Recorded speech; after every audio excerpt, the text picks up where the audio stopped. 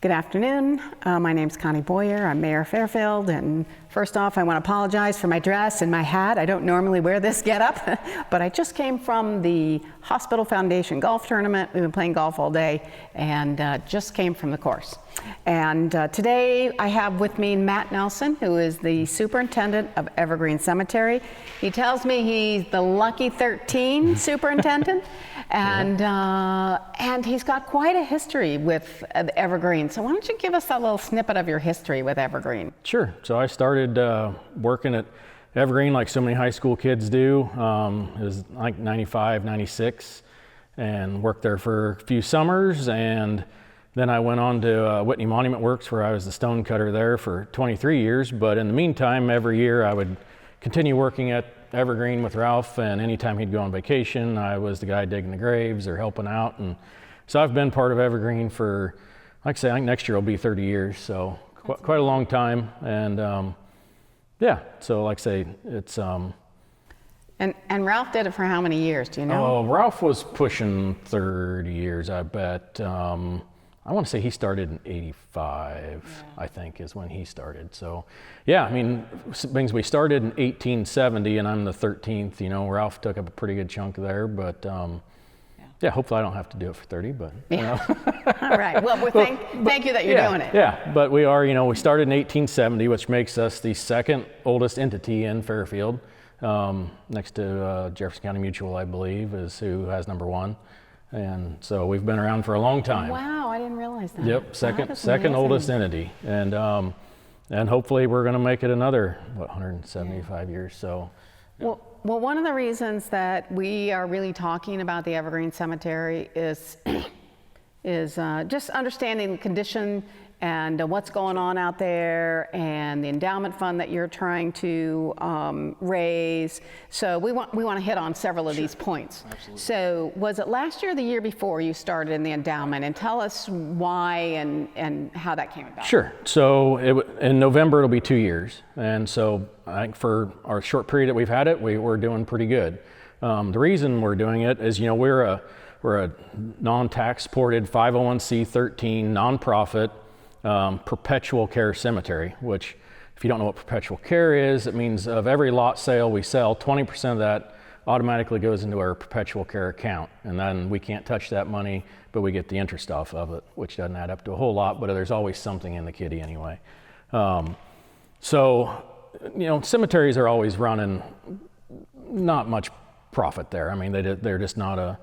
So there's so many things that needed done, and like I said, after, if you have a kind of a down year, which we'd had a couple down years, lot sales were down, burials have been typically trending down, there's just not enough money to go around. So, and there was a whole lot of things that needed done at the cemetery. So the income is the money, or if you do a burial, you get paid for that. If you sell a space, you get paid from that.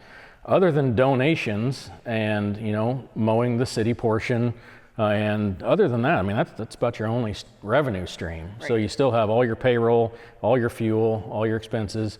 You know, the Greater Jefferson County Foundation has always been very good to us, and helping, you know, if we need a mower, they will pay for a portion or all of it. I mean, they've been very good helping us. There's been other people. The Jordan family has always been very good at the cemetery things. Their great-grandfather was the guy who, Clement Jordan, started the cemetery.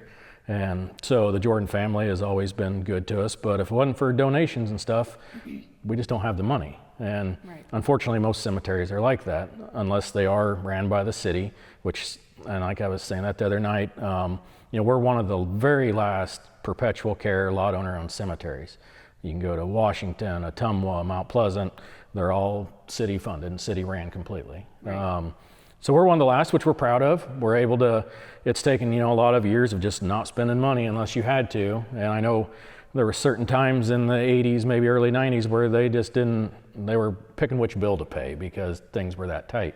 But then you get some good years, and you make some money, have some good donations, and you go again for a while. But we were getting to a point again where we had to do something. And so I asked, of course, we're ran by a board, a very good board who, you know, they'd tried a little fundraising in the past, and Nobody likes to give money to a cemetery. It's not a cool place to send your money, like a university or someplace else. Yeah. So I said, you know, what about an endowment fund? You know, there's other people trying it, and of course, they kind of first roll their eyes a little bit, but say, let's give it a try. And it's been probably the best thing we've ever done. I mean, there's been some good support so far.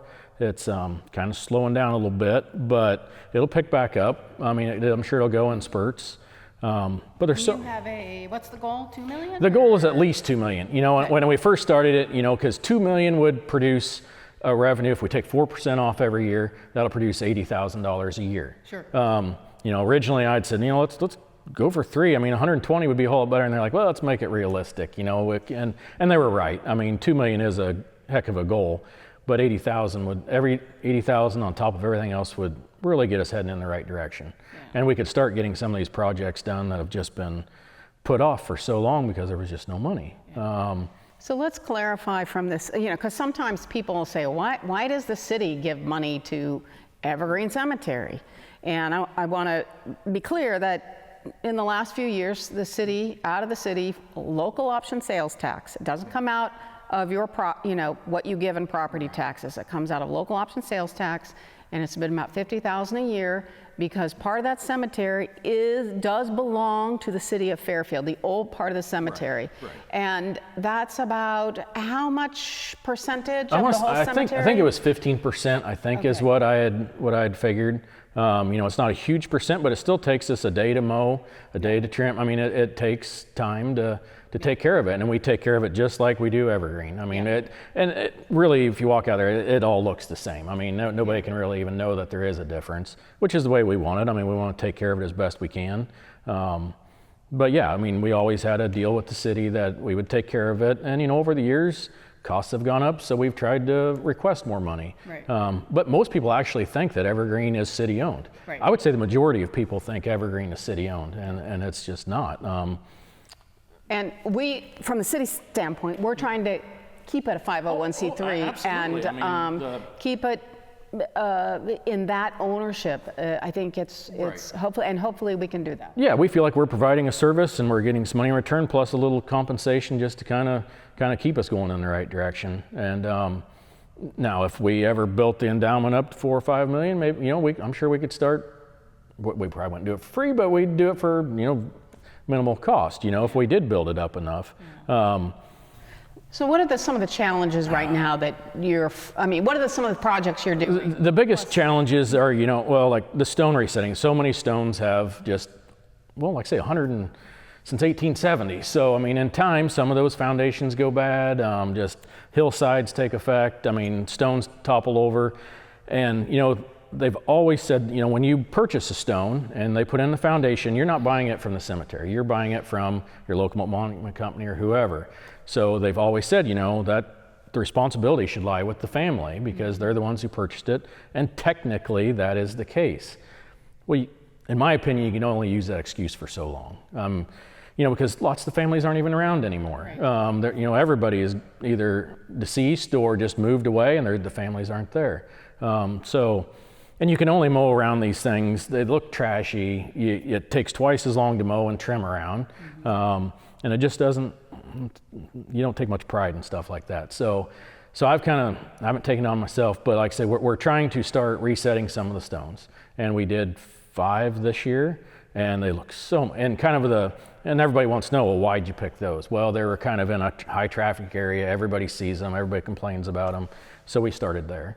And what a difference it makes. I mean, we're getting some good response on that, but there's probably almost $1 million worth of resets that need done out there. Now, we're not going to go tackle that all at once, sure, but if you could do 10, hopefully maybe more than that, 15, 20 a year, eventually you'll walk your way through the whole cemetery and they'll get done. Now, is that something you and your crew do yourself? We did part of the work, but mostly we had a contractor in that was putting in new foundations for new monuments. And I said, hey, while you're here, would you be interested in doing this? And so they helped us out quite a bit with that. In time, if we had the right equipment, we could do it, and we could obviously do it for a whole lot less than paying somebody else to do it. But like I said, once again, that takes a lot more equipment, more manpower, and until we build up to that part. Sure.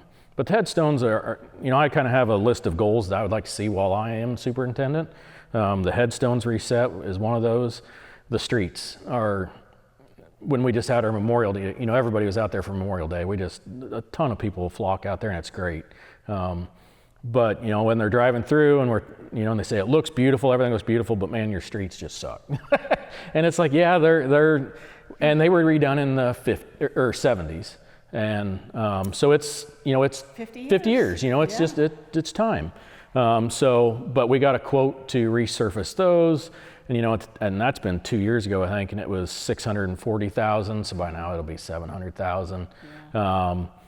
Once again, if we could start chipping away at that, you know, one street at a time, possibly, or, you know, we've researched grants, you know, trying to get the money from state or federal, and that's just a. So if you want a street named after a family, exactly. No, but so the headstones, the streets, there's some other smaller projects that we're putting in M Street, you know, the new street out there on the east, which everybody I think is really thrilled about because they've had to walk clear from L Street, clear out almost Pleasant Plain Road to decorate their stones or visit a loved one. So that's where the grass is. Yeah, I sprayed it, killed it, and then we're gonna chew all that up and take out about 6 inches of it. Then we're gonna lay gravel in for now, and then when we resurface all the other streets, it'll get surfaced like the others. Okay. So that's gonna be a big project, and figuring out how we're gonna flow that. Yeah. Don't know yet, but it's gonna happen someday. Yeah. And like I say, some other smaller projects, but those are the biggest ones. Our shop, you know, in time is going to be, it's old. I mean, it's been there for 50 years. But you need a piece of equipment right now too, though, right? We are. The backhoe is like a 1980, and it is just wore out. And anytime if something happens to it, you can't buy parts for it anymore. So thankfully, a couple guys here in town fabricated me parts last year when it broke. But that's one of the cemetery. You don't have a lot of time. You know, if you get a call from a funeral director, you have a funeral in a couple days, you don't have time to be broke down a lot. Yeah. And the same with the mowing and stuff. You can't be using a bunch of old cruddy mowers and expect to get through it. You get a couple days of rain, you're already 2 or 3 days behind. You can't wait on breakdown. So it's always a constant struggle. Yeah. But those are the biggest projects, and just a bunch of small ones. But those are the biggest ones. And really, if we get the streets done, we get stones reset, man, Evergreen's going to be looking pretty sharp. And it already does look sharp. We had a lot of great comments during the Memorial Day when people were out. And, you know, when we had the tent set up and people were donating then too. I think we took in almost $500 just in a few days. And, you know, because a couple days was rain, so nobody was there. But, and just there showing a presence from the board. And it's also a great time. You know, everybody's looking, you know, we cover almost 40 acres. It's not easy to find grandma clear over that you hadn't been there in 5 years. So somebody would come up to the table and say, you know, can you help me find this? So the board members would call me or whatever, and I'd take them out, show them where it was, and it's a good process. So each cemetery has some kind of record of where everybody's buried, right? Right. And do you call that superintendent of every cemetery to figure that out? Sometimes. I mean, whoever's in charge. I mean, I mean, most cemeteries are small enough. If you spend 20 minutes walking back and forth, you might be able to find one. But in a larger cemetery, either you have to have a kiosk out there with a bunch of books that people have to go through and a big map, and you can do it that way. Most of them, I've tried looking in some of their kiosks sometimes, and it's still hard to find, you know, your loved one. It's much easier. They call me, I can take them right to it within a minute or two. And well, you know, it always becomes personal. The reason I'm asking is because I'm heading to Council Bluffs, Omaha, 1st of July, and we want to go see where, you know, a couple aunt and uncles and my grandparents are buried. I would suggest years and years since calling I've been their superintendent I can't remember. and just tell them you're going to be there that day. Could you guide me there? Are you going to be there that day? And if they are, they could take you right to it. Cool. Otherwise, they could probably send you a map or something. Yeah. And I do that periodically too. I'll point to it on my map, take a picture, and I can send them a picture, and then they usually always find it pretty quick. But thinking about roads, how many miles of roads are there out There's there? over 2 miles of roads. So, and with the new, and I don't think that includes M Street, so 2.5 miles maybe, something like that. And then there's the parking lot and just different parts of it. So. And isn't there a section just for babies, or is there a couple sections? There's 2 sections. There's the older section. It's been full for years. Yeah, I mean, just when somebody had an infant that would pass, cemetery would always offer it at a way reduced rate. And like in the newer part, you get the space reduced, and I'm pretty sure we even work out a deal with the headstone. The whole thing might only cost them like $500 for the space, the burial, the stone, everything. It's very reasonable. We try to, and we also have county ground. They're at Evergreen, and which I've always found kind of interesting. So for indigent or people without money, we have to do it at a reduced rate, and the county pays for it. But there's actually a section out there just that we call the county ground, where we do county burials. I didn't realize that. No, and like I said, I don't know whether that was mandated that we offer that, or whether it was just something Evergreen did. I don't know. It's been so long ago that. But no, there's kind of lots of different parts of Evergreen. I really encourage people to come out and just, if they're curious about the cemetery, take a stroll through it. Don't allow bicycles. Don't hate me for that, but that's just part of the rules. And just because we don't want kids to get hurt, and there's a lot of hills, and it's just, you're more than welcome to take a walk through the cemetery. Lots of people do. It's a beautiful place to walk, but not only is there, I would call them works of art, actually, a lot of the old stones, and there's anything from sculpted oak trees to you name it. There's some beautiful stuff out there. But as people walk through the cemetery, they'll see the things that we're talking about and the battles we face, and it's. So one question that I was talking to somebody, because years and years ago, my mom and I planted peony bushes next to my grandparents' gravestone, and somebody said, "Oh, you can't do that now." Is that true? No, we welcome the peonies, because that's the one thing the deer won't eat. The deer refuse to eat a peony bush, so they're the one thing that lasts. The only thing we don't allow is like rose bushes, anything with thorns, for obvious maintenance reasons. We don't want to be messing around with thorns. But no, we welcome peony bushes. Or evergreen bushes, that's okay? Yeah, small one, depending on how much space you have. I mean, you can't encroach on somebody else's space.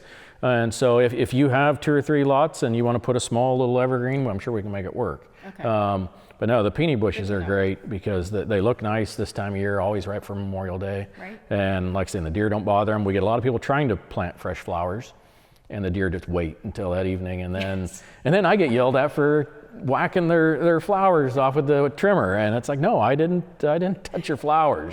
The deer are just waiting for it. But no, so that absolutely. There's been several planted this year, so that's not an issue. We did try to do tulips at my mom's grave, and then the next year there was like nothing but a nub down there, and I went, oh yeah, the deer like those too much. So I'm glad that's straightened out. You can plant things. And I would say the biggest thing, I guess, I'm glad you brought up like flowers and stuff. So where I get a lot of the biggest grief is our cleanup dates, and I'll try to make the dates as clear as I can for you, because they're a little confusing. But 3 times a year we go through, and like this one coming up June 15th, you need to have all anything on the ground. If it's in vases or on top, it can stay, but anything that you've put out for Memorial Day that's in front of the stones around it, we would like to have that removed so we can continue trimming it and keeping everything looking nice. So that's June 15th. The next one is it's like November 1st through the 15th. You need to have everything off by November 1st. And people think, well, I've got from the 1st to the 15th to do it. No, that's kind of my cleanup. I get a window in there if the weather's decent. So if you could have, and that's everything supposed to go. Now, and like, we're not doing this to be mean, even though people think we are. I mean, them artificial flowers deteriorate in the sun. The wind blows them. I mean, the cemetery would look really rough if we never did any cleanup dates. And, it's hard to explain that to people. Most of them understand, but, and then the other one is in the spring, and I believe it is April, like around April 15th. And just, you need to just come take everything off.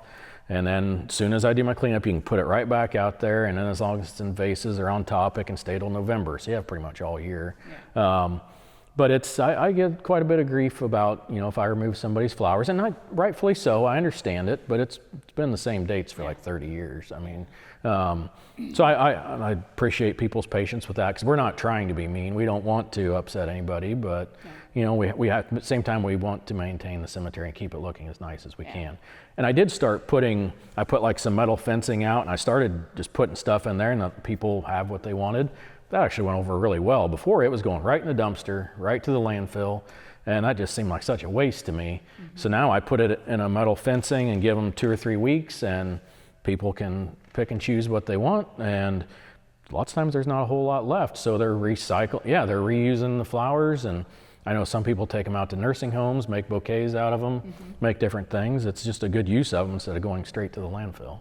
So I'm glad you brought up the flower part. Well, did we hit on everything that we wanted to talk about? Oh, I'm sure not.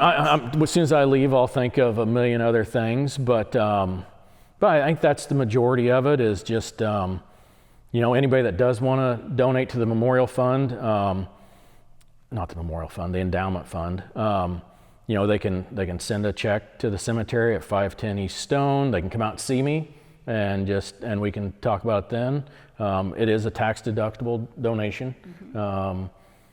And then I think people like the thought of an endowment fund because their money is always there and we're just using what it generates. Right. People like that, and I think it's a great way of doing it. So this year, it generated a little over 20,000 for us. Great. That was super. And I think, we spent, I want to say it was around 5,000 for those 5 stones. They're roughly about $1,000 a piece by the time you get them, the brand new 4-foot deep foundation. These things should sit there forever now. And so we've used about that. It was a little over 5,000 for the resetting. M Street, when I come to gravel it, it'll probably be in that 10 to, we're going to use up most of it this year. But no, like I say, so there's multiple ways of donating, and we're going to get a website up. It should be done within the next month or 2. We've never had a website. And in there's going to be, links to, because a lot of people said, the younger generation doesn't even have a checkbook. I didn't realize this, but they want to do PayPal or whatever. Yes. So we're going to have links on here now. Check out our website, and you'll be able to go to like the PayPal link, and no donations, $5, $10, $20. It all adds up. Absolutely. Well, and I just want to encourage people, especially if you've got family buried out there, to start donating to that endowment fund. The people, Matt and his crew, are taking care of it every year.